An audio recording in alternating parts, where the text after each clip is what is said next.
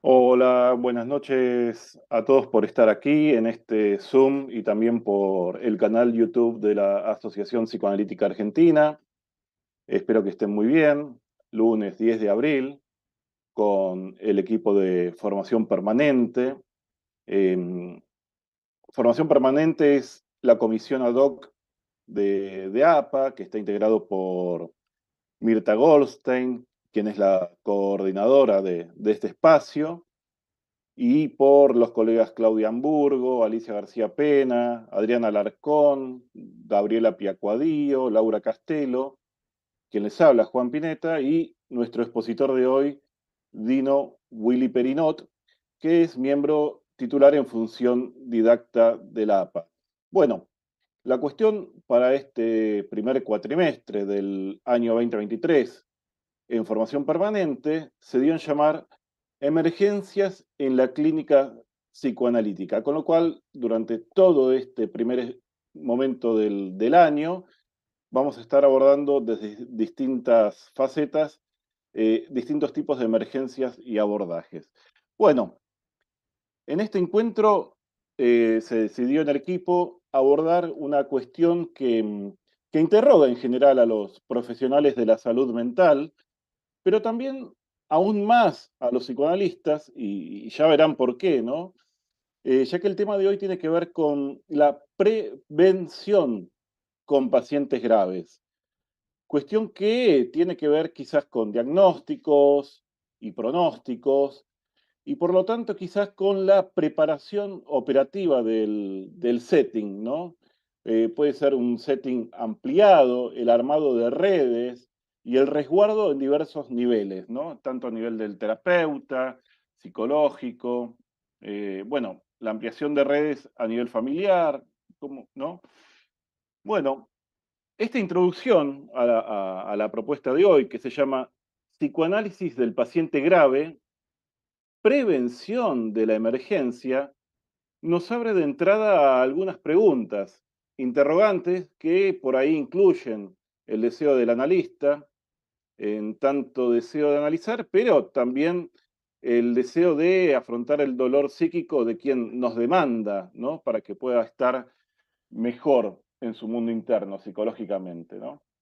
Entonces, entre lo urgente, lo que urge abordar en tratamiento y la emergencia, que entendía como aquello que emerge de pronto y requiere una atención inmediata, surge la cuestión acerca de si estas son prevenibles, ¿no? Con todo lo que esto implica. Yo les quiero contar que hubo mucho debate dentro de nuestro equipo sobre si desde el psicoanálisis se puede prevenir en relación a los sujetos singulares, ¿no? Pero bueno, me parece que es momento de dar la palabra a Willy Perinot, que como dije es miembro titular en función didacta de APA, psiquiatra con muchísimos años de experiencia, es decir, que lo que él nos trae hoy no es desde la teoría, ni desde la simple lectura, que tiene mucha, sino desde una experiencia que trae hace muchos, muchos, muchos años, y eso me parece que es súper importante, sobre todo para gente con menos experiencias como uno, que a veces se ha visto enfrentado en situaciones donde de pronto aparecen imponderables, ya sea por negación, omnipotencia, falta de preparación. Alguna vez a algunos nos ha pasado, no sé si a todos, pero bueno, dicho esto, creo que Willy, podemos darte la palabra en este momento. Ok. Bueno, ¿escuchan bien? ¿Se escucha bien? Perfecto. Perfecto. Bueno, muchas gracias por estar aquí. Eh, bueno, lo que voy a presentar en mayor o menor medida es bastante conocido. Eh, Puede que no compartan el modo como pienso u organizo estos conocimientos. La prevención en el psicoanálisis del paciente grave, eh, ese es el planteo.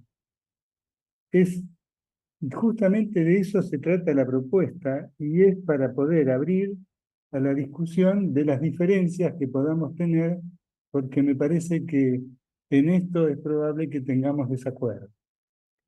Pero me parece que el intercambio en los desacuerdos es importante porque nos permite a todos avanzar sobre una problemática como es la prevención en un tratamiento psicoanalítico que no es fácil de encarar. Eh,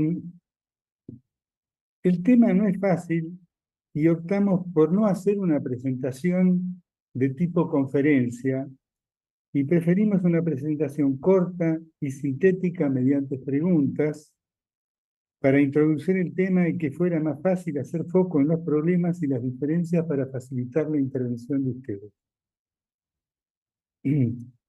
Les tengo que contar algo, dada mi formación, que es psiquiátrica y psicoanalítica intensa, eh, me ha ocurrido siempre algo muy parecido. Cada vez que presento en el ámbito psiquiátrico, para los psiquiatras, colegas psiquiatras, soy demasiado psicoanalista. Cuando hago al revés la presentación en ámbitos psicoanalíticos, me pasa lo contrario.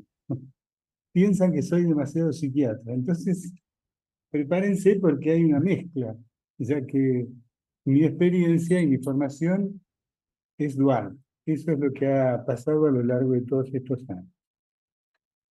La primera pregunta que uno tiene que hacerse ¿es posible la prevención de la emergencia en el tratamiento de un paciente grave? Entonces, en esto hay que definir primero qué es una emergencia en un tratamiento psicoanalítico, por supuesto. Entonces, yo lo que digo es lo siguiente.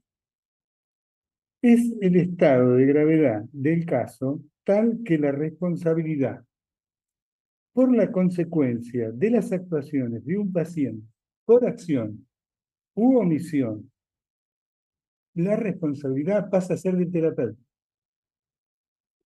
Y puede considerarse entonces un accidente en el curso del tratamiento y al terapeuta de negligencia, impericia o imprudencia por no haber tomado las medidas y acciones preventivas para crear el marco adecuado del tratamiento para intentar impedir, atenuar, contener en la medida de lo posible los actos que por omisión o acción pueden causar un daño grave tanto al paciente mismo como a un tercero.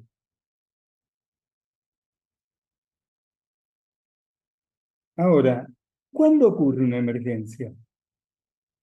La emergencia no es un estado único, no es blanco-negro, son grados. Es un estadio en la gravedad de los síntomas o en la gravedad del paciente.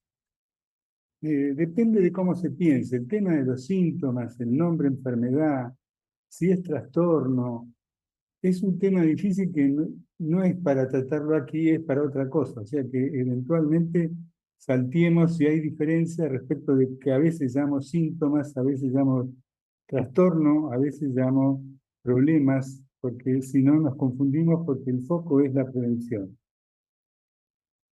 Eh,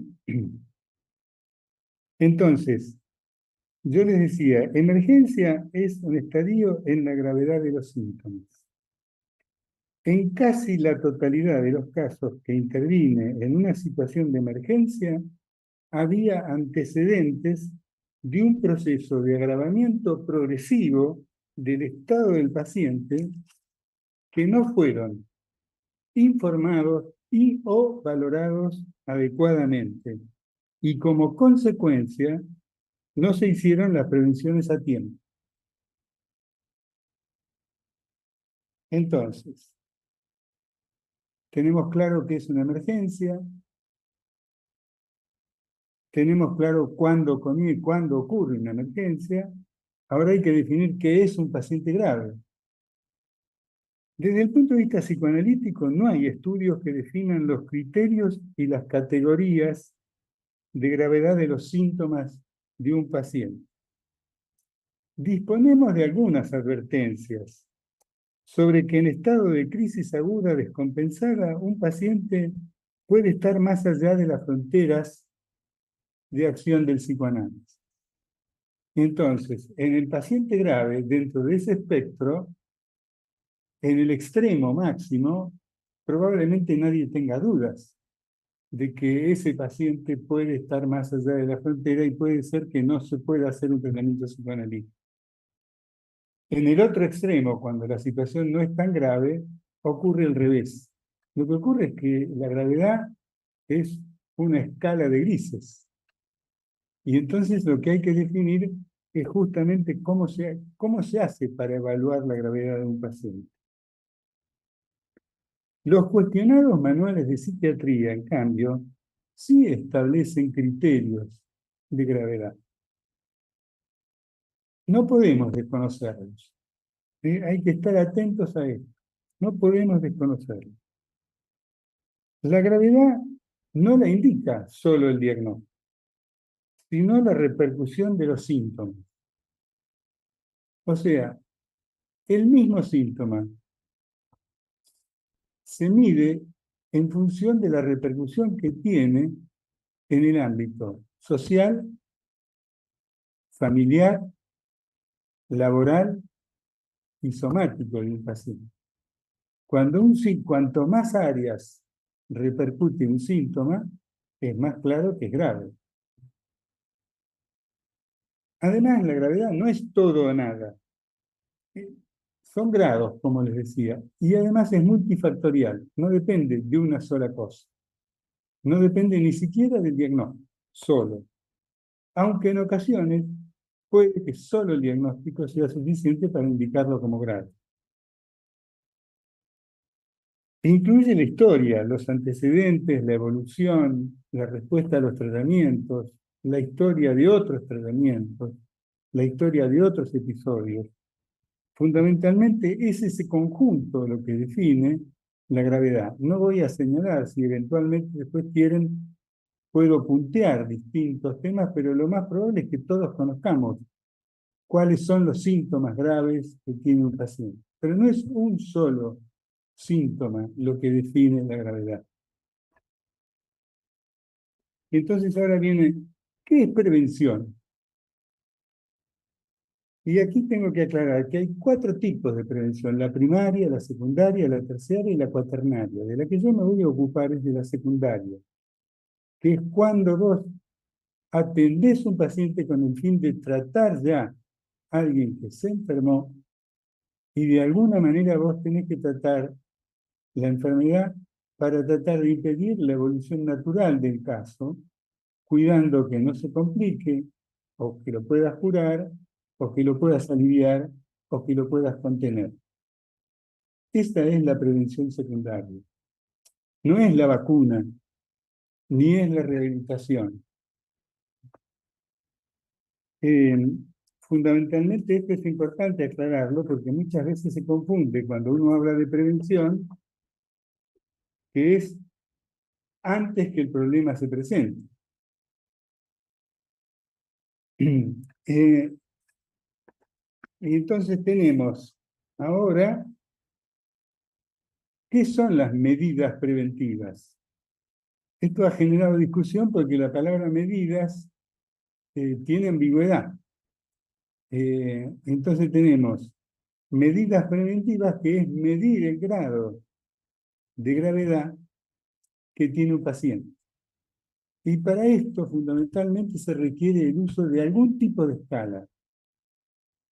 Porque si no medimos la gravedad del paciente desde el comienzo, nos puede ocurrir que llegamos tarde a darnos cuenta de la gravedad del caso.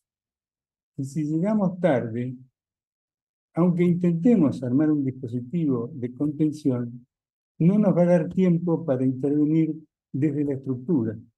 A lo sumo vamos a llegar simplemente a citar a la familia o a llamar al psiquiatra para que de alguna manera comparta la responsabilidad del cuidado del paciente, pero no intervenimos sobre el sistema. Y este es un poco algo que hay que tener en cuenta. Y además se plantea un problema, porque medir los niveles de gravedad suele no ser compatible con el tratamiento psicoanalítico.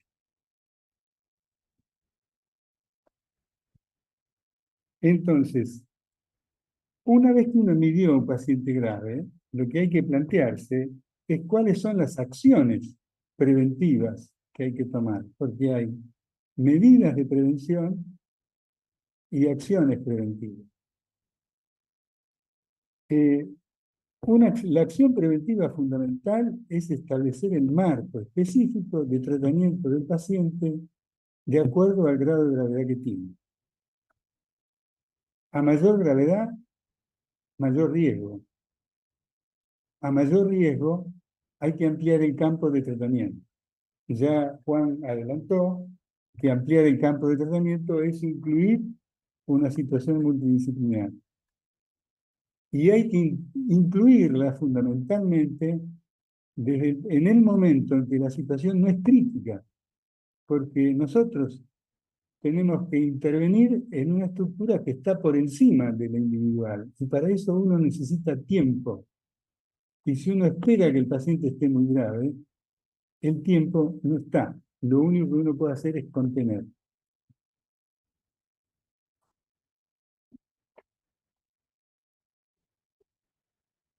Yo creo que intentar el tratamiento psicoanalítico individual clásico del paciente, que tiene indicadores de riesgo, solo con el tratamiento psicoanalítico es tan grave como intentar tratarlo solo con psicofármacos. Porque estamos en un territorio que para mí ya implica que estamos avanzando sobre los límites posibles que tiene el psicoanálisis de intervenir. Entonces, si uno no crea un marco adecuado, el tratamiento individual probablemente fracase.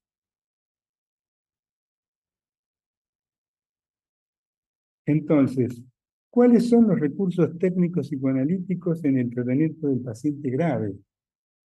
Porque tenemos entonces, ¿qué es emergencia? ¿Qué es un paciente grave? ¿Cuándo ocurre una emergencia? Las medidas preventivas, las acciones preventivas, y entonces ahora tendríamos que abocarnos a las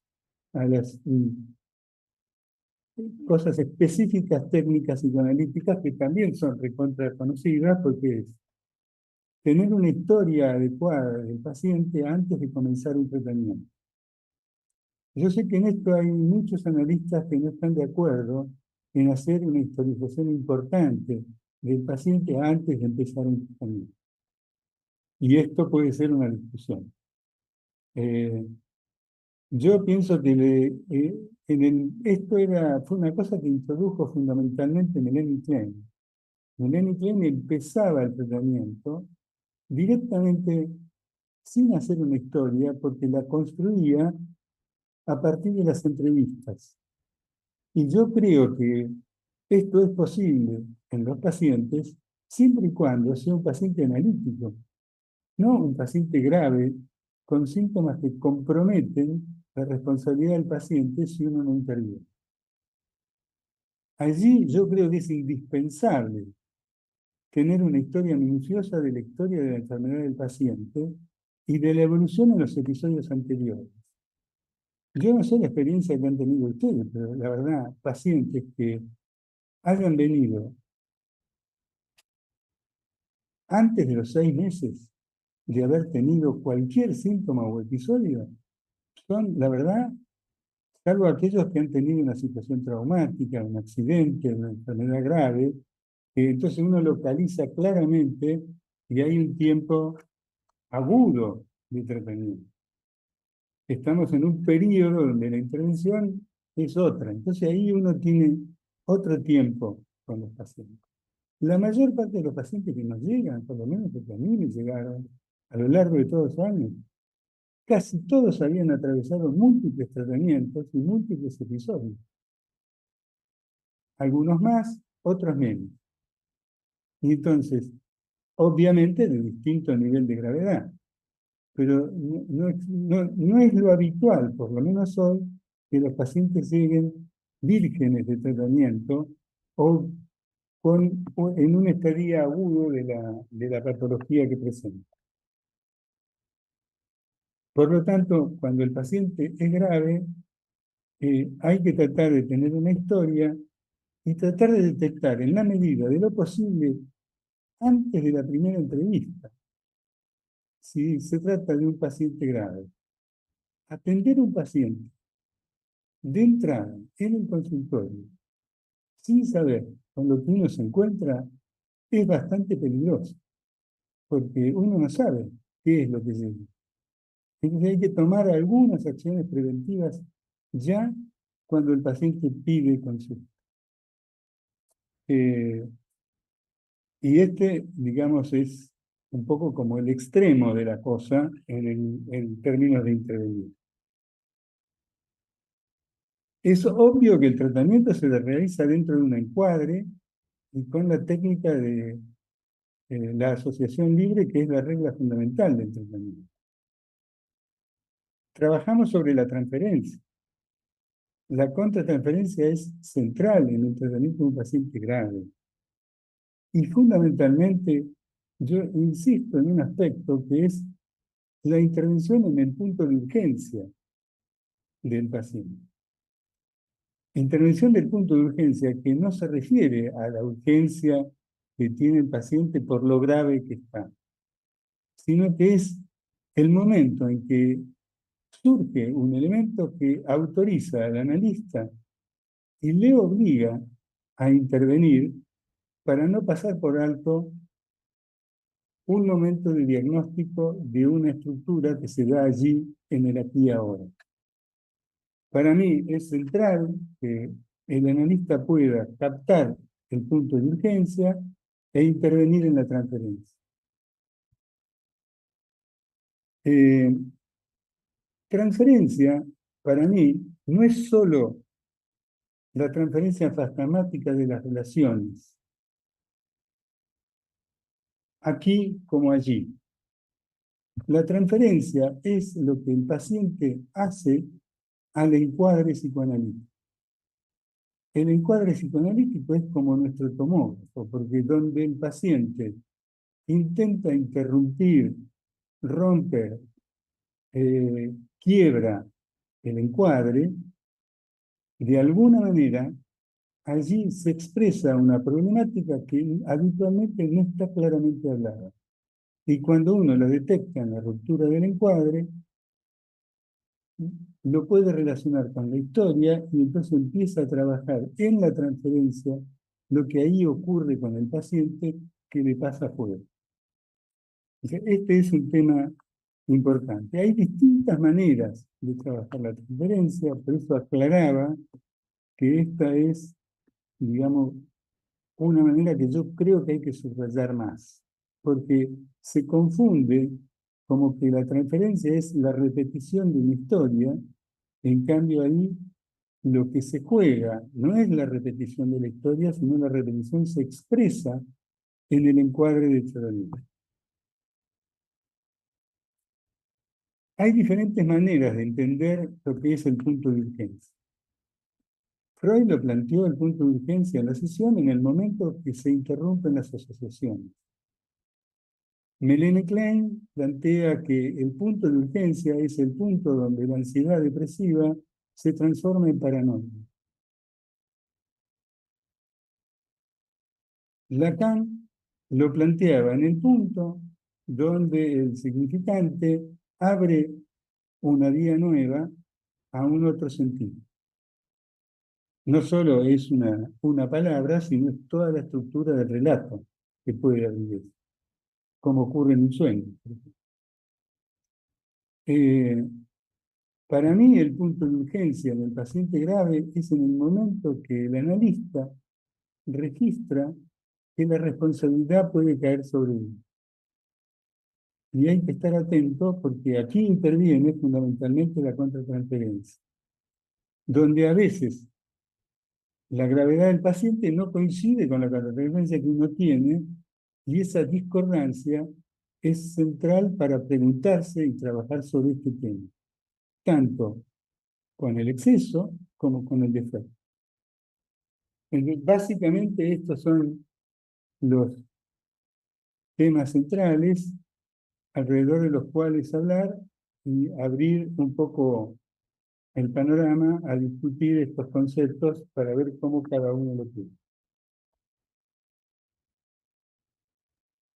Muchísimas gracias, Willy. La verdad que por lo menos muy claro, más allá de que haya acuerdo o no, me parece muy claro lo que has transmitido, lo transmitiste excelentemente bien y se ve que los años de experiencia este, hacen presencia aquí.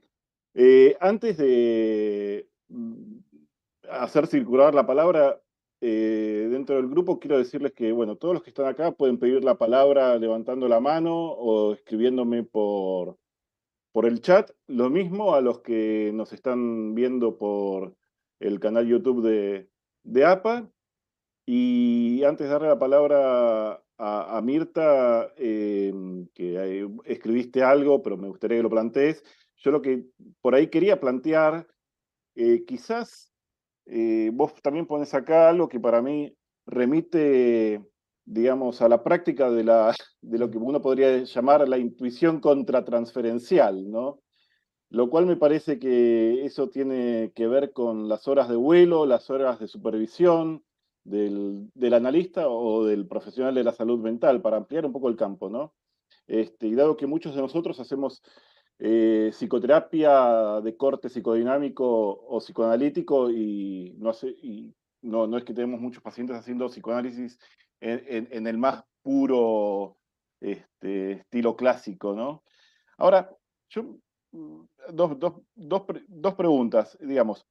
Uno trabaja con adolescentes y como todos sabemos, los adolescentes, ¿quién no lo ha pensado alguna vez, no? Pero los adolescentes muchas veces traen la cuestión del suicidio, ¿no? Como tema muy presente, ¿no? Por diversas razones, ¿no? Y con distintos objetivos, ¿no? Entonces, por ahí, quizás hablando el otro día con Willy, surgía esta cuestión. Bueno, ¿qué hacemos con un adolescente, más allá del caso por caso, ¿no? Pero a mí se me presenta este interrogante de si uno por ahí en la prevención del suicidio que está en en el discurso del paciente, ¿no? No corre el riesgo de armar un dispositivo de prevención que sea contraproducente y que lleve justamente a este paciente a cometer un acting o un pasaje al acto, digamos, ¿no? Cuando uno patologiza o etiqueta al paciente desde una configuración teórica, ¿no? Y no le presta tanta atención a esto que vos decías, ¿no? De la contratransferencia, hacer una lectura casi que tiene que ver con la intuición con las horas de práctica, digamos, ¿no? Con las horas de vuelo, como me decían algunos colegas, ¿no? Esto también es algo que planteaban otros psicoanalistas. Así que bueno, este es un punto, digamos, ¿no? Es un punto serio, digamos, ¿no? Y después por ahí me quedaba a mí la duda de si se puede prevenir todo, porque a veces hay transferencias silenciosas, ¿no? Pero me parece que tiene que ver un poco con esto también, ¿no? Me parece que vos apuntás a la cuestión de la supervisión, no trabajar solo, ¿no? Este tipo de cuestiones. Em, Dicho esto, si lo registraste o querés contestar, o le habilito la palabra a Digamos, Mirta. puedo intervenir, pero si hacemos, me parece que hacer un ping-pong con cada pregunta Vamos puede con ser una Mirta. opción, diría dejar Abramos. circular dos o tres, tomo dos Que o tres circule la preguntas, palabra. ¿ok? Perfecto. Mirta, abrí el micrófono. Sí. Bueno, gracias, Willy. La verdad que hoy vamos a seguir la discusión que empezamos porque lo que vos traes eh, se puede escuchar desde muchos puntos de vista o con distintas orejas. L- Lo primero que quiero decir es que a mí me quedó claro tu última aseveración. Me aclaró mucho desde dónde vos empezás a hablar o desde dónde partís.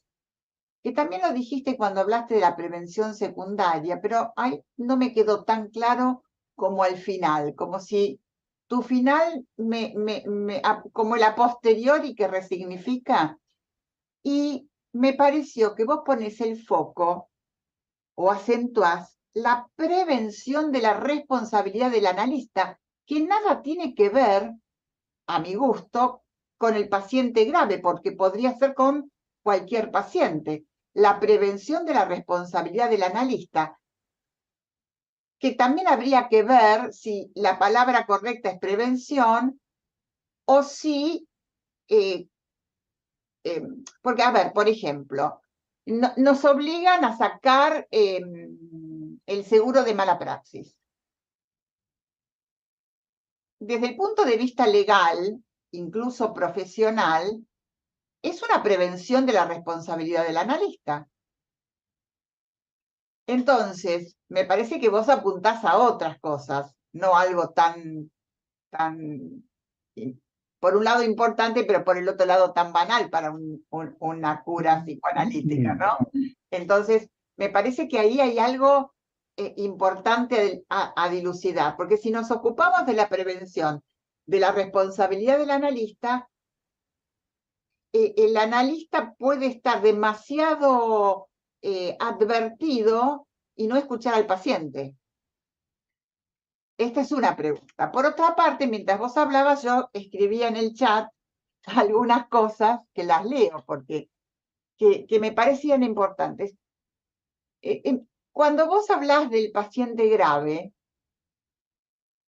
la pregunta es, ¿entonces las psicosis se pueden tratar desde el psicoanálisis?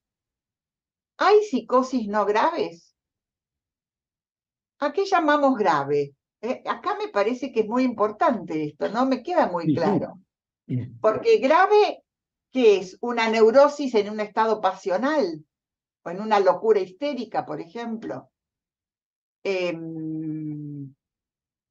Y por último, para terminar, la última pregunta, el último comentario es, vos hablabas de la historia del paciente, que Melanie Klein no hacía, porque la construía con el paciente.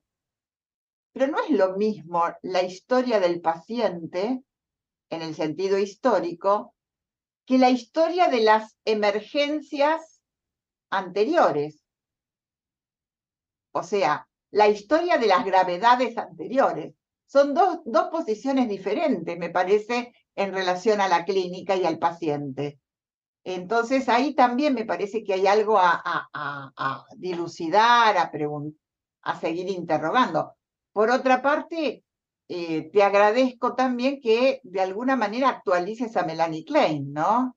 Porque creo que a veces se la ha olvidado en el camino, se la ha dejado en el camino, ¿no?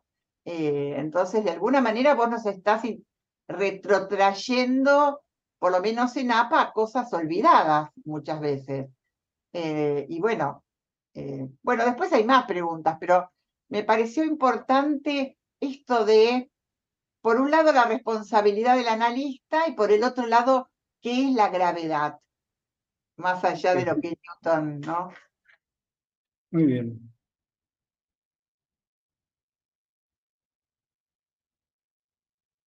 Bueno, no sé si querés partir con estas primeras Puedo partir, intervenciones, sí. mientras Bueno, los demás se animan también, que es la no sé idea, ¿no? bien, eso. Por favor. Me parece primero, voy a tomar lo que Mirta plantea porque me parece que es central porque tiene que ver con la definición. Arrancamos con la definición. Quedarse con la idea de que lo que uno cuida es la responsabilidad del paciente es, como dice Mirta, muy estrecho, porque no es eso. La la responsabilidad por los actos del paciente, que pasa a ser tuya, es la que de pronto es un indicador de la emergencia.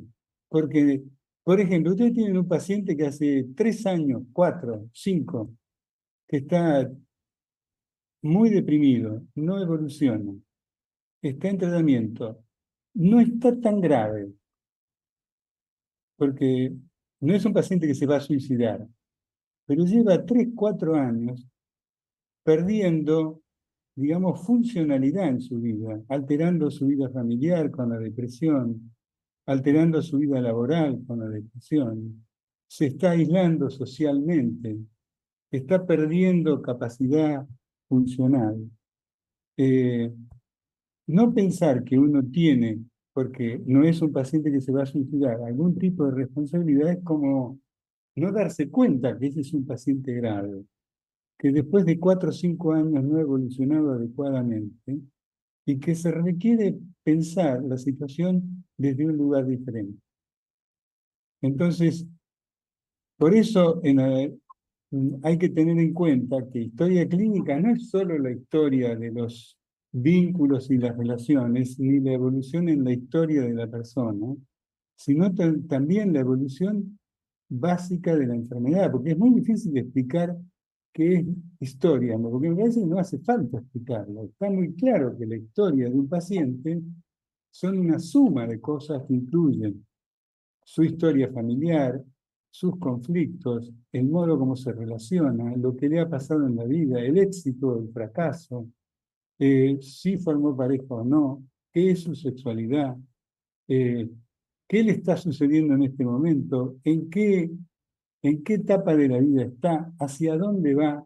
Todo eso es parte de la historia. No lo vamos a hacer en una entrevista, pero tenemos que tener un pantallazo de dónde estamos parados con ese paciente. Y la responsabilidad es el indicador, porque creer que uno no tiene ninguna responsabilidad, eso es muy peligroso, es complejo. Entonces digo, bueno, no, la responsabilidad es lo que te indica en la contratransferencia que ahí está pasando algo distinto y que entonces vos tenés que ocuparte de otra manera. Hay distintas formas. Suponete, podés mandarlo al psiquiatra. El psiquiatra lo va a medicar. Con eso estás ampliando la base de sustentación, pero desde el punto de vista estructural, un paciente que está muy comprometido por sus síntomas y compromete a la familia con sus síntomas, es muy importante escuchar cuál es la imagen que la familia tiene y qué opina del paciente, porque de pronto te vas a encontrar que en esa familia hay una estructura que tiene bastante que ver con los síntomas que tiene el paciente y con la perduración que tienen los síntomas. Cuando vos amplías el campo de sustentación, a lo mejor no vas a trabajar con la familia porque vos te centrás en el tratamiento individual y entonces incluís un terapeuta familiar. Entonces tenés una estructura que contiene el tratamiento de manera diferente. Y entonces vos podés trabajar tranquilo dentro del tratamiento individual siguiendo la técnica psicoanalítica. Pero el sentimiento de responsabilidad no es para cuidar al analista, sino que es el indicador de algo que está pasando que requiere una estructura diferente de tratamiento que el psicoanálisis clásico. Básicamente, es eso, fundamental. Por eso yo incluyo la definición de emergencia. Después vos planteás, bueno, ¿y qué es un paciente grave? Justamente un paciente grave es un paciente que tiene que sus síntomas repercuten en su medio y lo deterioran. Y su medio es la familia, su vida social, su vida laboral y su salud física.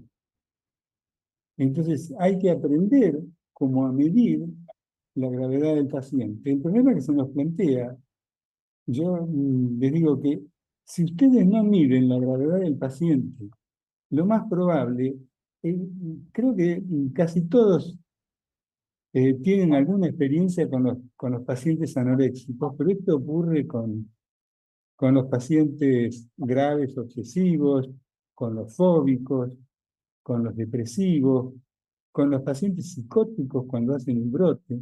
Es bastante común que la familia llegue diciendo, señores, explotó esto de golpe. Esto empezó hace poquito y cuando vos empezás a conocer al paciente, te das cuenta que de pronto hay pacientes que hace años que están en una situación. ¿Y qué pasó con la familia? Por ejemplo, alguna vez lo han escuchado pacientes que llegaron a pesar 35 kilos en una situación catastrófica y la familia recién entonces consulta. Entonces yo les digo, eso que le ocurre a las familias nos ocurre a los analistas también, y a los terapeutas y a los psiquiatras. ¿Por qué nos ocurre eso? Parece mentira. Les voy a leer algo que descubrí por accidente, porque esto es algo con lo que yo trabajaba de otra manera, pero hay una ley que se llama la ley de Fechner-Weber, que tiene que ver con cómo se evalúan las cosas que llegan a través de los sentidos.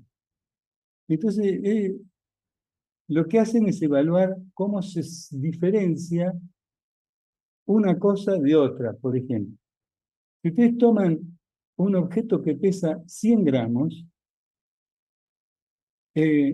si ponen otro que pesa 105, lo más probable es que no perciban una diferencia.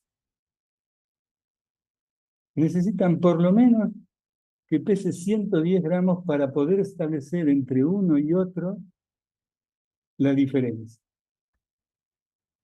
Pero si pesa 1 kilo y ponen 1 kilo 10 gramos, no van a notar ninguna diferencia. Necesitan que por lo menos tenga 100, o sea, la diferencia cuando esto es grande es 10 veces más. Y esto es lo que nos ocurre con los pacientes graves. Cuando vos entrás con un paciente grave, antes que te des cuenta que está muy grave, tiene que hacer un cambio demasiado grande y, digamos, es como, porque uno se sumerge en la patología y es imposible medir todos los días, cuando vos lo ves, todo el campo. Entonces ahora, Juan, pone primero las figuras donde están los puntitos quietos. Vamos por ahí. Un segundito que vamos a compartir pantalla. Que están las 4 figuritas con los puntos. Sí, sí.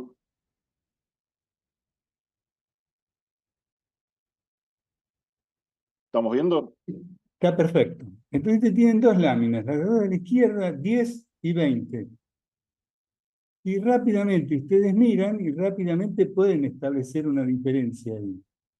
Y saben que el de abajo tiene más puntitos. En los dos de la derecha pasa exactamente lo mismo. Miren, hay 10 puntos de diferencia entre uno y otro. Ustedes pueden estar seguros, si no estuviera el número, que pueden decir que son muy distintos. Eso es lo que nos pasa en la emergencia. Entonces, ahora ponen el GIF.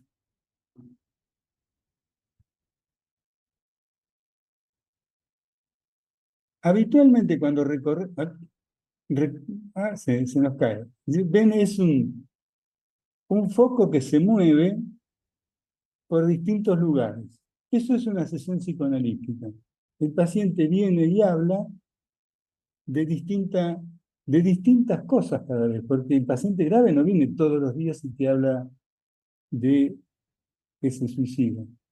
Te habla de diferentes cosas. Y entonces, de esa manera, vos no podés darte cuenta cómo está todo el conjunto. Por eso digo que hacer una evaluación dentro del tratamiento psicoanalítico es muy difícil, porque si yo me pongo a evaluar qué hago, desvirtúo la sesión psicoanalítica y no tengo manera de medir. Y entonces hay que encontrar una forma diferente de medir. Las escalas, podés sacarlo, Juan. Las escalas son una manera de hacerlo. Hay múltiples escalas. Las escalas tienen que aprender a desarrollarlas individualmente, esa es mi opinión.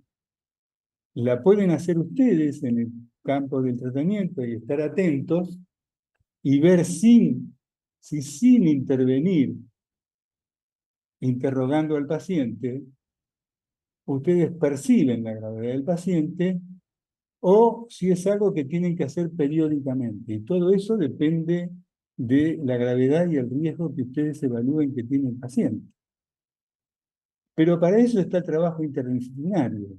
Entonces, si de pronto evaluar al paciente significa una situación que perturba el tratamiento analítico y te distrae del trabajo que vos tenés que hacer, eso es algo que tiene que hacer el psiquiatra o el terapeuta familiar en el campo que observan con la familia, porque en ese caso hasta uno puede entregarle a la familia un test de autoevaluación o hacer, a veces con los pacientes, es relativamente sencillo hacer una escala de evaluación diciéndole que pongan tanto el paciente como la familia en entrevistas de control que hace el tratamiento individual, si lo quieren hacer uno mismo que hace la terapia, y entonces ponen uno mejor, otro igual, otro peor, otro mucho peor. Ya eso es suficiente, te advierte de algo que está pasando. Entonces, tener una manera de medir uno mismo o hacerlo a través de trabajo interdisciplinario es central. Y esto es lo que a mí me parece importante. ¿Tiene riesgo que nosotros evaluemos al paciente y generemos de alguna manera una situación como esta? Y, eh, digamos, a mí se me ocurre pensar, por ejemplo, en el caso Dora, que todos lo conocemos. Y dice, Freud decía que él hablaba con sus pacientes de la sexualidad francamente y utilizaba las palabras que había que usar y decía que eso no era pervertir al paciente. Digamos, y esto ustedes lo pueden incluir en cualquiera de estas situaciones. Si ustedes todos los días, cuando el paciente entra, le preguntan si pensó en suicidarse, si tiene una fantasía, si pensó cómo, si alguna vez lo intentó, seguramente van a fijar al paciente en el síntoma, pero me parece que no es de eso lo que estamos hablando. ¿Se Eso te entiende? preguntaba antes. ¿Eh? Eso te preguntaba antes, cuando uno... Claro. Entonces eso te lo va dando la experiencia, cómo intervenís vos, pero si un paciente está hablando de suicidarse y vos sentís que eso es de riesgo, el paciente tiene que saber que cuando él piensa y está haciendo eso, no solo vos te preocupás, el ámbito familiar sabe, pensás que si a vos te angustia, ¿qué le puede pasar a la familia? Y si vos no introducís el tema para que la familia lo hable francamente, a lo mejor eh, por tener tanto miedo de que se fije el síntoma, no haces una intervención que es de otro orden, de otro nivel de estructura, porque para eso vos haces una entrevista y si esto ocurre, eventualmente ampliás el campo terapéutico. Hay una cosa que eh, se puede agregar como pregunta. Y con esto conseguimos que el paciente, digamos, no haga las cosas graves, no se haga daño a sí mismo o no le haga daño a un tercero, porque el tercero al que le puede hacer daño es al terapeuta, al no haber, por no haber tomado la medida de prevención que hay que tomar. Entonces digo, el objetivo es tratar. No es que vamos a conseguir o impedir, lo intentamos de lo que puede, digamos, generar un problema es que uno no hizo lo suficiente creando un marco adecuado para que el paciente tenga una contención y de alguna manera se trate la estructura que o ayuda o enferma. Ay, me parece que hablaste de la angustia como un indicador cualitativo, ¿no? La angustia en el analista. Claro, y sí, y creo que de eso a nadie le cabe duda, que la angustia, si un analista está angustiado, eh, trabajar con esa Algo pasa. angustia no es tan fácil, ¿no? Ujú. Lo otro es cómo introducir estas cuestiones tan difíciles, ¿no? Es cierto, uno trabaja y siempre se puede cruzar que el paciente está en riesgo de cometer algún acto lesivo para sí, o que uno puede tomar cierta, eh, ocupar el lugar de cierto personaje de quien el paciente se quiere vengar haciéndose daño y por ende haciéndole daño al analista, ¿no? Entonces me parece que acá está un poco el arte de cómo ir introduciendo estos temas en el diálogo con el paciente, ¿no? Como vos decís, bueno, no se le puede preguntar todos los días si pensó en suicidarse, porque eso sería no solamente instalar un tema, sino hasta quizás dar ideas, digamos, ¿no? Y en ese sentido, quizás una de las cosas que uno ha aprendido, porque la verdad que hay cosas que están en los libros y uno que va aprendiendo con la experiencia, digamos, ¿no? Cuando un paciente viene y habla de suicidio o que se produce ciertas lesiones, bueno, cuando uno era más novato, por ahí se despertaban estos miedos y armaba la estructura de contención en forma salvaje, ¿no? Como un ensañamiento preventivo, en donde uno hablaba con la familia y le decía, bueno, este paciente corre peligro de suicidarse, ¿no? Y otra cosa es incluir, me parece, como vos decís, al paciente en las decisiones que se van a tomar de, de lo que podríamos decir prevención, ¿no? Incluirlo, mirá, vos estás hablando de estos temas, a mí me preocupan, ¿qué te parece si incluimos a algunos integrantes de tus familias para que hablen, para que vengan al consultorio? ¿No? Me parece que es, porque también hay que saber manejarse en estas situaciones, ¿no? Como para no provocar una actuación del paciente, ¿no?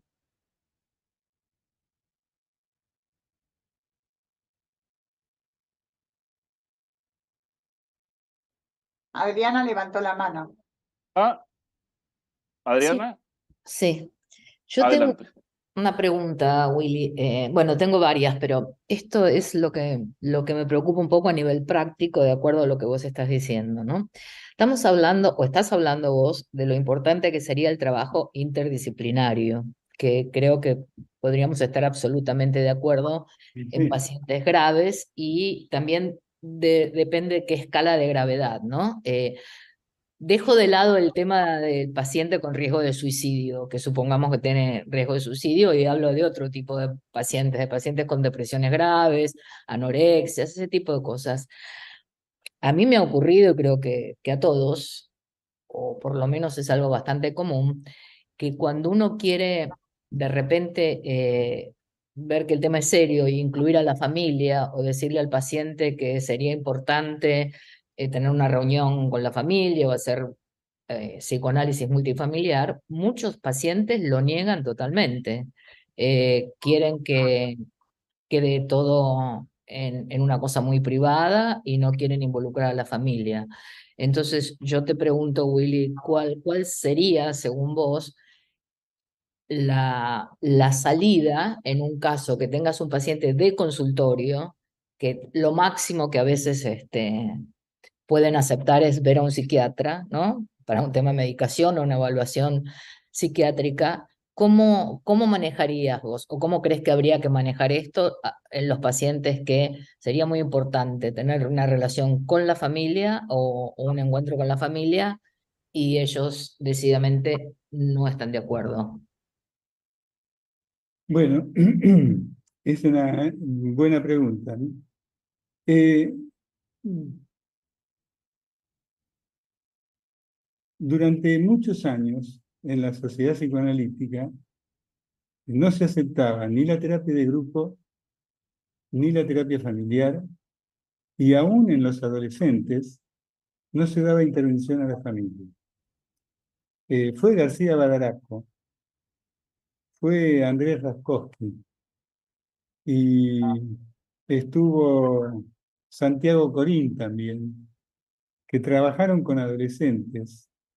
García Badaraco, que trabajaba con psicóticos, que peleó en APA durante años para introducir la terapia familiar en adolescentes, fundamentalmente, y en pacientes graves. Eh, en esa época la ortodoxia era muy cerrada. Eh, Había analistas que excluían toda posibilidad de tratamiento farmacológico. Si un paciente tomaba medicación, se negaban a que tomara medicación, y yo he derivado pacientes esquizofrénicos a colegas analistas en la década del 80, donde el colega analista autorizaba al paciente a suspender la medicación cuando había venido de un brote psicótico con internación en el paciente. Que eso fue una situación grave y no ocurrió una vez. Y esto, digamos, es un cambio que se fue produciendo porque a lo largo de los años esto fue cambiando. Entonces yo te digo, mira,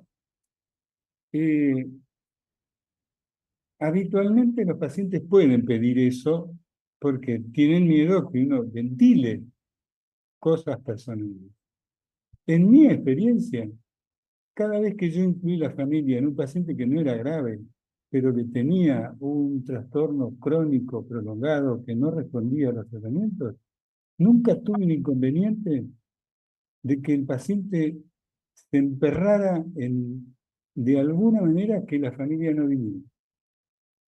Porque la idea es plantear que a uno le hace falta ver de qué manera lo ven otros. Porque el paciente, no se olvide que el paciente cuenta su versión. Y que si bien esto es muy importante, porque en esa versión está metida la problemática inconsciente, al comienzo, la problemática de una persona está centrada fundamentalmente en la estructura interna de sus conflictos.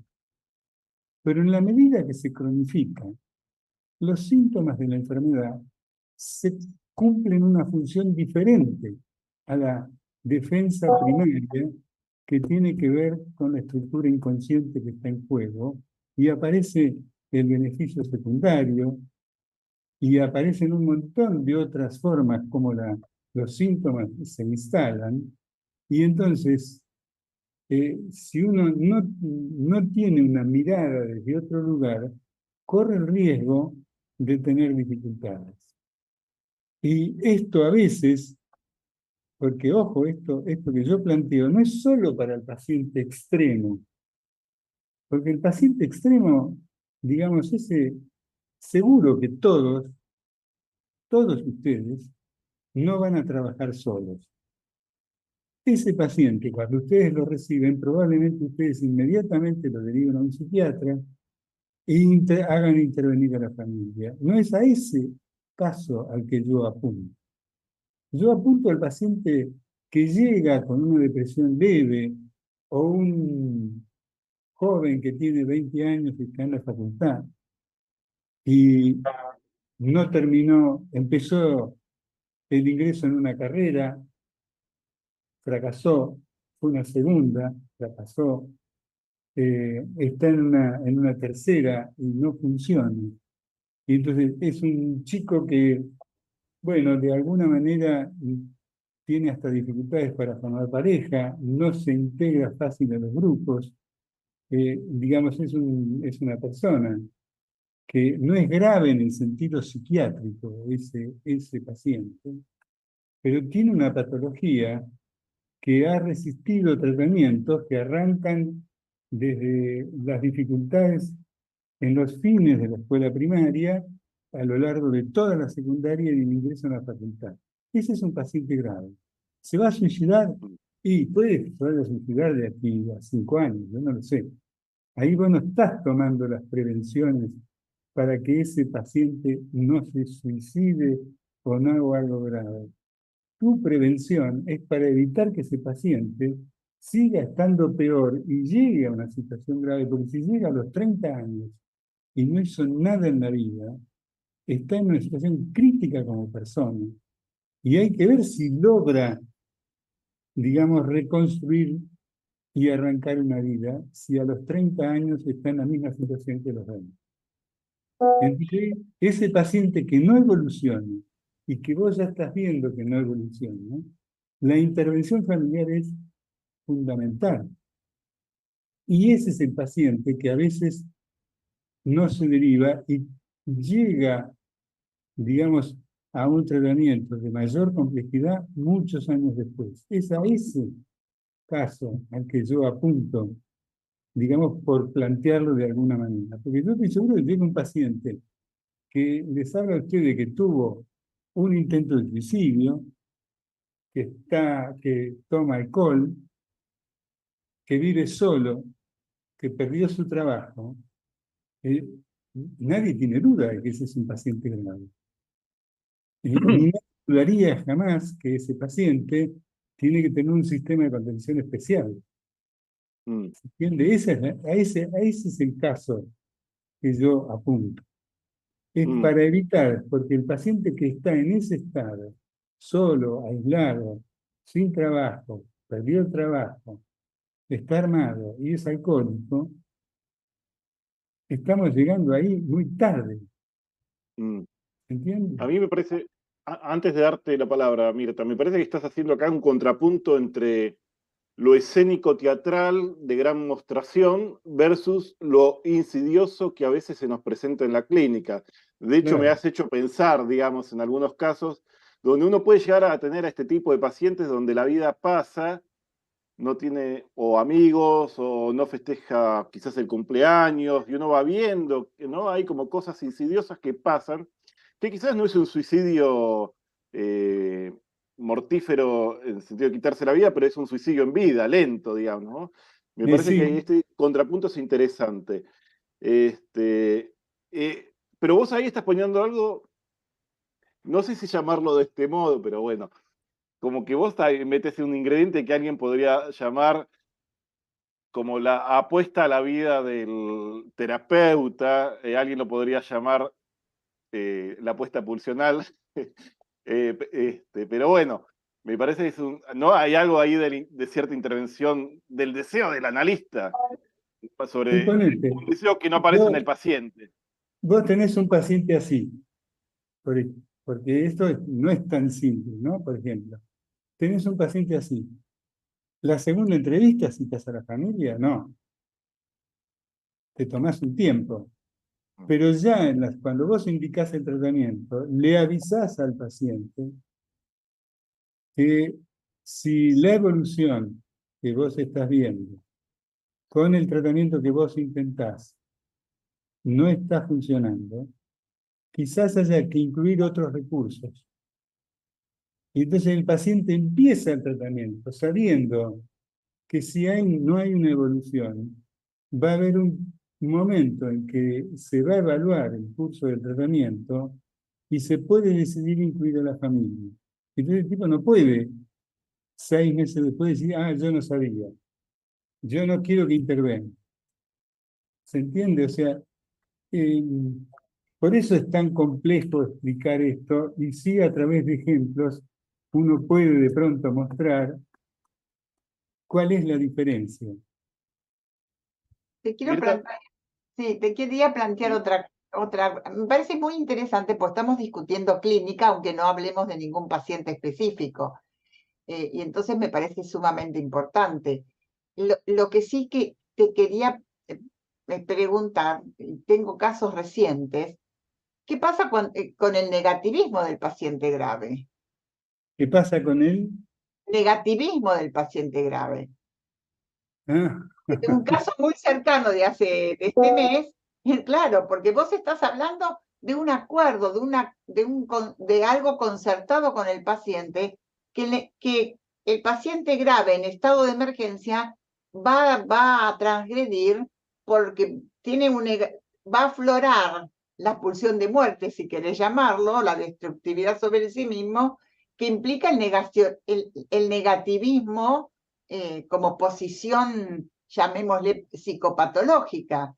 Entonces, por ejemplo, el caso de un paciente muy, muy grave, que la familia me consulta, lo derivo, la analista hizo todas las prevenciones que vos decís, llamó a la familia, intentó medicarlo y el paciente negativismo delante, dejó el análisis. y bueno, hay casos que pueden escaparte.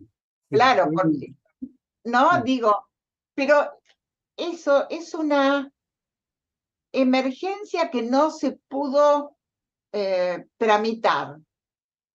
No se pudo tramitar. No se pudo tramitar, ni psiquiátricamente ni analíticamente, no se pudo tramitar. El negativismo del paciente pudo más que, digamos, la patología del paciente pudo más que las buenas intenciones de la familia, del terapeuta, del psiquiatra, de todo.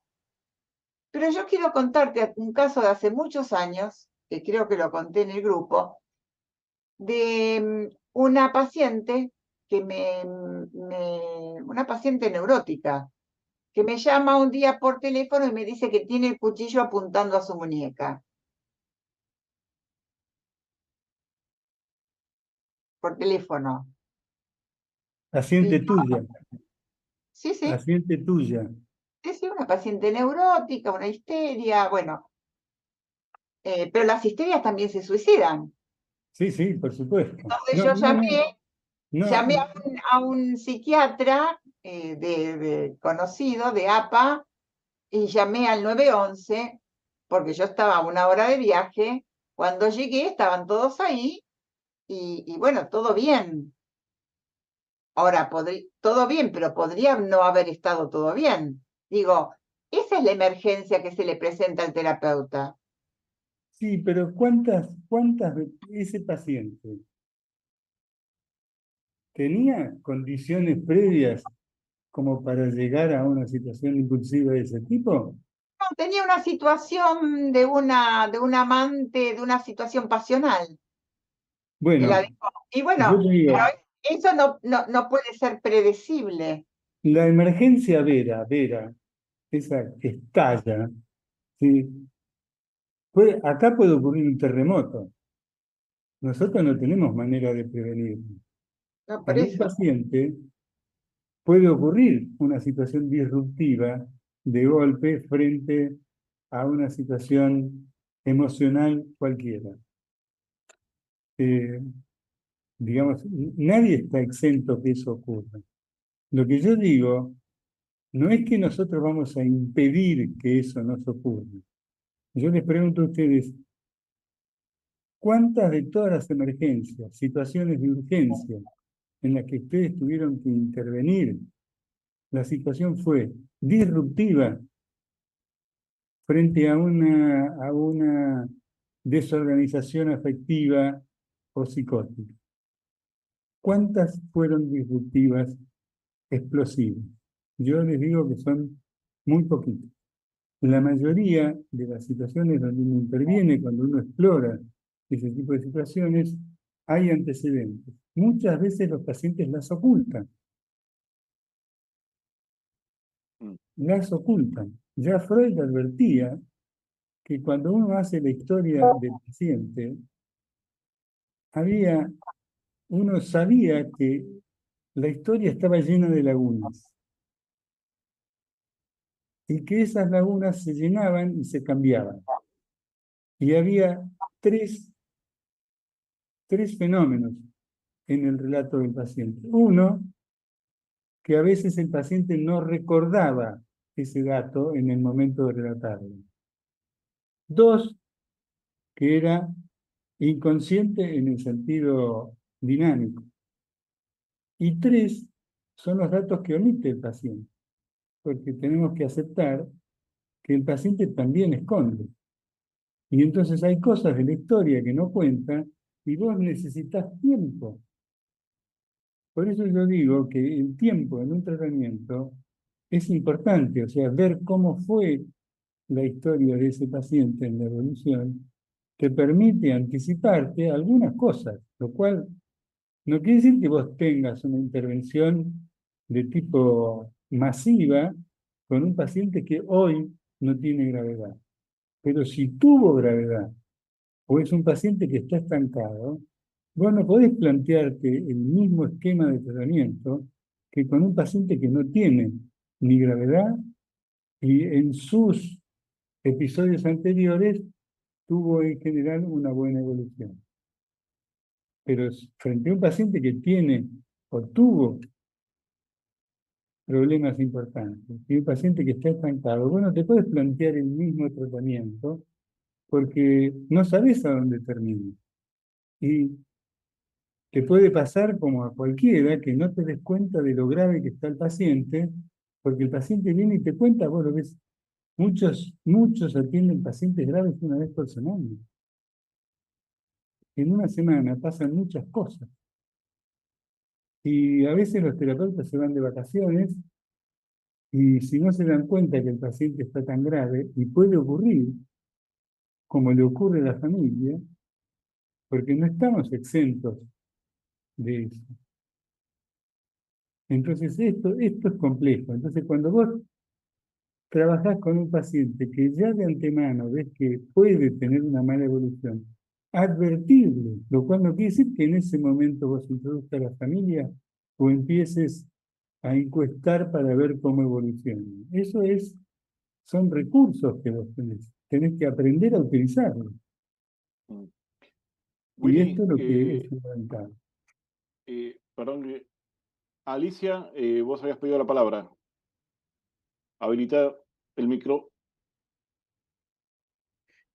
Ahí estás. Bueno, voy a considerar, no tiene quizás mucho que ver con estas situaciones de cuando el paciente se va y demás que son. Yo la pregunta que te hago, Willy, ¿vos considerás que urgencia o punto de urgencia es emergencia? Porque, por ejemplo, el punto de urgencia en Freud es punto de urgencia, es cuando se terminan las asociaciones o cuando hace una escansión y cambia de sentido.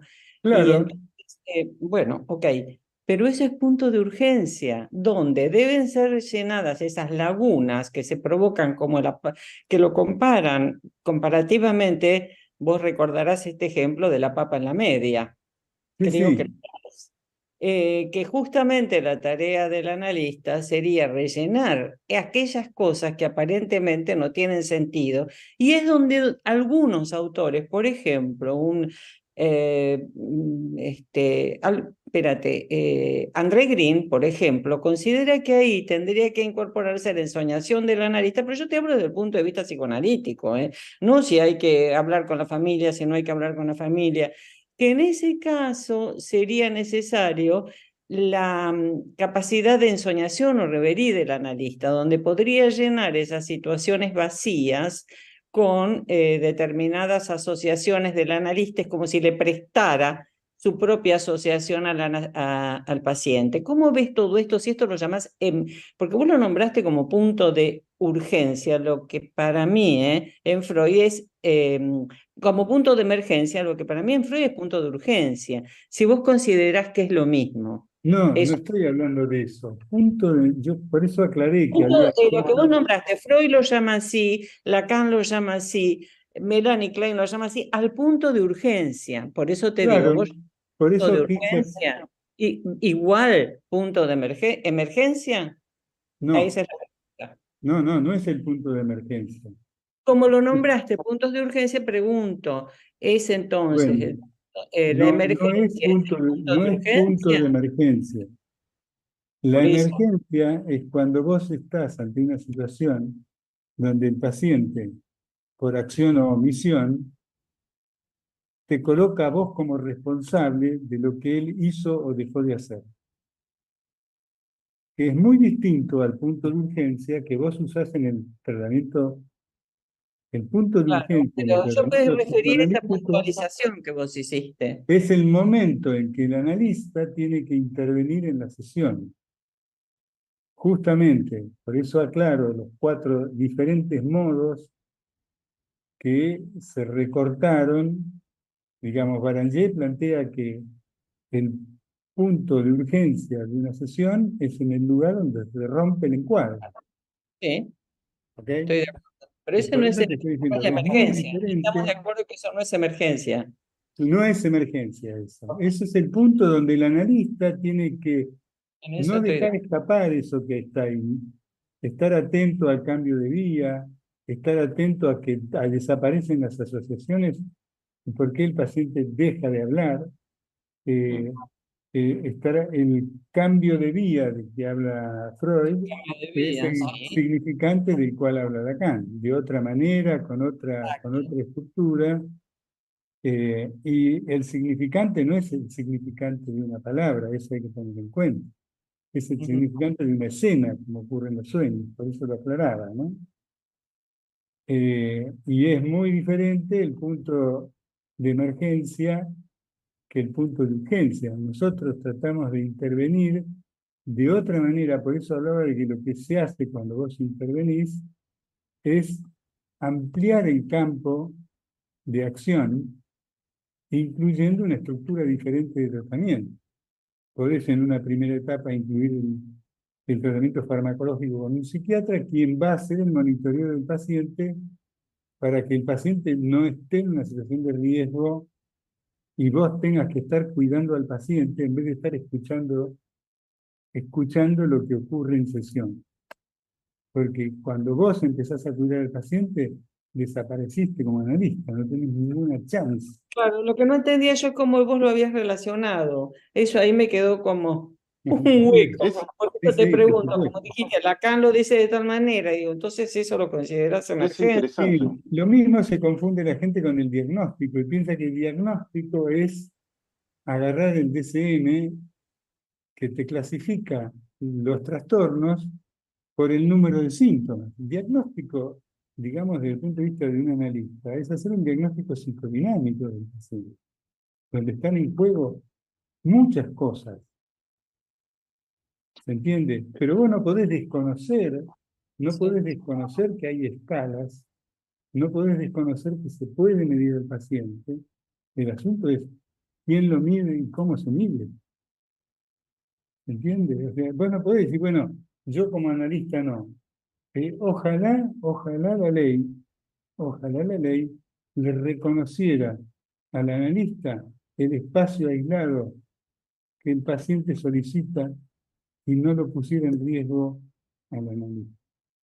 Pero eso es una Mm. discusión que está fuera de lugar, porque nosotros podemos querer trabajar como analista, pero si no tenemos toda esa estructura, si algo pasa, nos hacen bolsa. Y yo no estoy hablando del tema ese, aunque ese está presente porque vos, como tercero, sos alguien que el paciente pone en peligro. Es Pero interesante, ¿no? Porque así como te pone en peligro a vos, pone en peligro a la familia. ¿Vos viste lo que siente una familia cuando un paciente se suicida? O sea, el nivel de sufrimiento que produce un paciente que se suicida es muy grave. Entonces, eso es a eso lo que yo apunto. No es tanto a cuidar al analista, tenés que cuidarte, obviamente. Pero vos lo que vos sentís es justamente lo que el paciente hace sentir.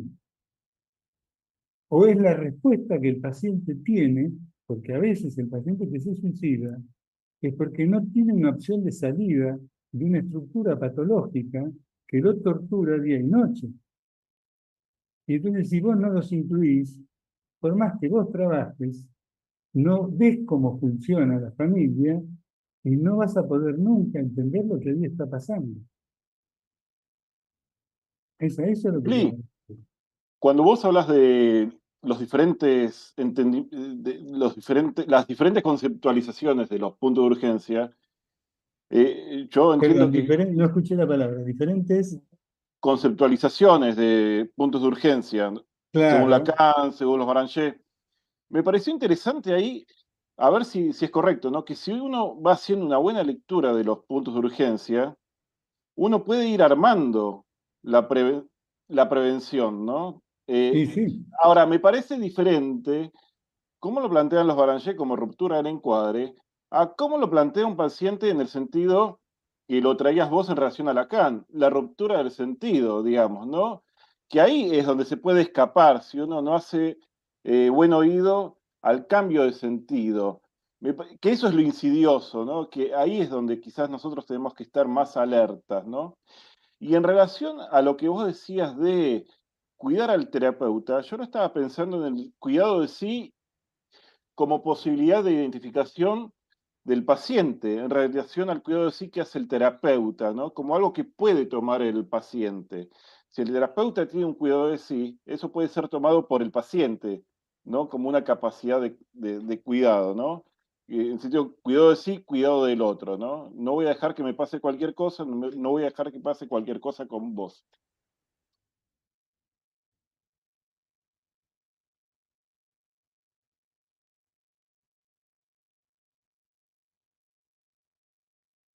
Pero es voluntario, ¿Cómo?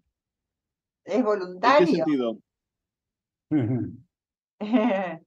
Miren, hace muchísimos años, muchísimos, yo hará unos 40 y pico de años atrás, un paciente suicida me enseñó algo, creo que ya lo conté. Me dijo, cuando un paciente, cuando alguien, una persona se quiere suicidar, nada lo va a detener. Y si tiene un plan, no tiene solamente un plan para suicidarse, tiene varios pensados. Este era un paciente ya de mediana edad para más, y siempre tomé en serio las palabras de este paciente. Bueno, como yo trabajé con melancolías, entonces esto me hacía, me enseñó muchas cosas. Y a lo largo de los años, esto lo fui comprobando, ¿no? Pacientes que por ahí la familia los sacaba del análisis por X motivos, por resistencias también de la familia o por negativismo del paciente, y después de un tiempo más prolongado, menos prolongado, el paciente cumplía su promesa, porque es una promesa la del suicidio, ¿no? Cuando alguien viene y dice, tengo fantasías de suicidio o ya tuve un intento, está prometiendo el próximo, en el más claro sentido de lo que es la promesa, ¿no? A alguien se lo prometió, aunque no sea consciente de ese alguien. Entonces, creo que el suicida es un caso particular de gravedad. Después Sí, hay por otros supuesto. tipos de suicidios, ¿no? Qué sé yo, recuerdo un adolescente diabético de familia muy rica, que tenía un auto de esos tipo Ferrari, ¿no? Y entonces tomaba Coca-Cola, era adicto a la Coca-Cola, y iba con el auto, con la Ferrari corriendo por San Isidro. Digo, hay muchas maneras, digamos, de suicidarse. En ese sentido, acuerdo con vos, Willy, del compromiso psíquico, emocional, familiar y somático, incluso de todos estos pacientes graves, ¿no? Coincido con vos en que la angustia del analista es un índice de la gravedad, eso obvio, estoy totalmente de acuerdo. Quizás lo que estoy en desacuerdo es en la posibilidad de la prevención de la emergencia, porque a veces por más dispositivos, ¿no?, que vos coloques, la emergencia ocurre igual. Y eso es así, pero si vos no te planteaste, podés hacer algo, entonces no haces nada. Y te Bueno, aseguro, eso es otra cosa, claro. Podríamos entonces decir digo, preparación para la emergencia. digamos, es muy diferente cuando vos intervenís frente a un paciente grave en un momento en que no hay una situación de emergencia. Necesitas a la familia y tenés posibilidad de ver cómo funciona la estructura, por ejemplo. Vos tenés tiempo para trabajar sobre la estructura. Tenés tiempo para pensar. En cambio, cuando vos dejás avanzar al paciente grave, el momento que entra en emergencia, no te alcanzan las manos ni el tiempo para armar ese marco. Porque entre que conseguís al psiquiatra, que le dé turno, la familia venga, que juntas todo lo que tengan que juntar, no llegás a tiempo. Y cuando vienen, a lo sumo que le puedes hacer es agarrar al paciente y tirárselo encima a ellos lo más rápido que puedas, porque vos tampoco podés pensar con ese paciente. Si es un paciente de riesgo, un paciente que, digamos, tiene tendencia a accidentarse porque anda a 100 o 150 por la ciudad, por ejemplo. O alguien que toma alcohol con psicofármacos y a pesar de que le prohíben conducir, sale a conducir.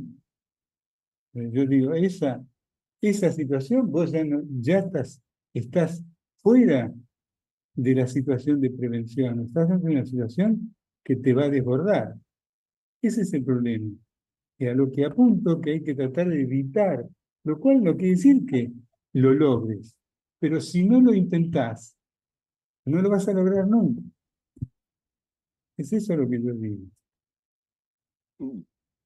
Bueno, sobre todo también a veces uno recibe pacientes que le regalan cosas caras a los hijos, como autos de alta velocidad también, en las cuales hay que intervenir también, ¿no? Sí, sí. Bueno, hay casos públicos notorios, ¿no? Bueno, Bueno, pero se las ingenian. Los que no tienen Ferrari se las ingenian con otra cosa, ¿no? por supuesto. Bueno, nos vamos acercando al final de esta actividad. No sé si alguien quiere realizar alguna intervención más. Eh, Willy, Mirta, por ahí querés anunciar. David, adelante. Sí, quería simplemente sugerir un libro que recorta gran parte de lo que hemos discutido esta noche. Este libro es un colectivo con Anzieux, Caes, Blecher, que se llama Crisis, Ruptura y Superación, donde Caes y Anzieux justamente oponen el psicoanálisis clásico al psicoanálisis transicional, que justamente hace frente o quiere hacer frente al tipo de casos que presentaron ustedes hoy. Es muy interesante, fue publicado en los años 70 y está traducido al español. Ah, gracias. ¿Lo podés repetir? Crisis, Sí. ruptura, Crisis, ruptura y superación. superación. Bueno, Haremos, a ver, a lo mejor está en la biblioteca de APA, hay que ver. Sí, debe y estar. creo que a David lo vamos a tener de invitado en la próxima actividad. El 24 de abril está David, sí. El 24, sí. Bueno, Okay. bueno, Willy Perinot, muchísimas gracias por esta actividad y nos vamos viendo El dentro de 24. el Nos 24. volvemos a ver en 15 días, Así es, en 14. en 14, eso. Bueno, buena Chao. quincena. Muchas gracias Buenas por la noches. presencia de ustedes. Chao, chao. Excelente disertación y conversación, excelente. Muchas Conversación sobre todo, que eso es lo valioso, así es. Sí. Bueno, gracias, buenas noches, ¿eh? Buenas Chao. noches. Chao. Chao, chao.